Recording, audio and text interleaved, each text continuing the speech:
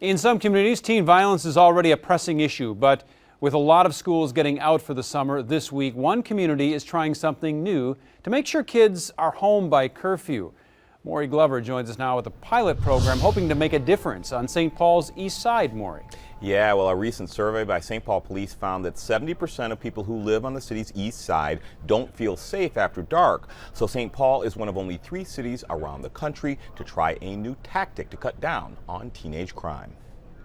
They just start screaming, "East side," and they broke my little lion I had over there. When the weather is warm, Nina Henry loves getting out of the house. Sometimes see the kids, they're just messing around, they're fighting, or they're screaming. But after up to 50 teenagers vandalized cars and homes in her neighborhood on the east side a few weeks ago, Police is running everywhere, chasing kids, cars. she's already worried it's going to be a long, hot summer. Because that's when they get all crazy, and then they don't even care about what they're doing after hours. With St. Paul Public Schools ending classes this week, many teens are about to begin their summer vacations.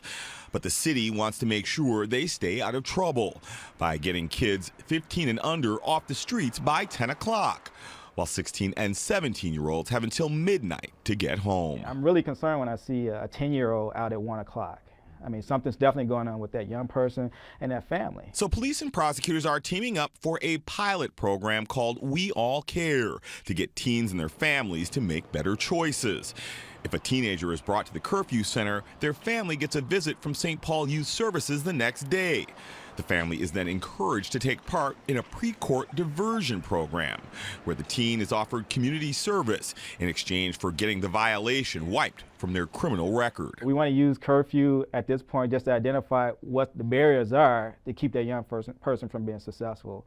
And the fear is if we don't get a hold of them now, they will fall deeper into the criminal justice system, the juvenile justice system, and then eventually the adult system. It's a great idea. Nina Henry says anything that makes her neighborhood safer this summer is worth it. Hopefully it's going to be a good summer this year, so the kids stay out of trouble.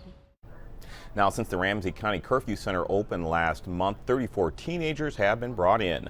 St. Paul Youth Services says 95% of the kids who've taken part in their diversion program before this year have stayed out of trouble for at least 6 months. Randy? All right, we hope it works.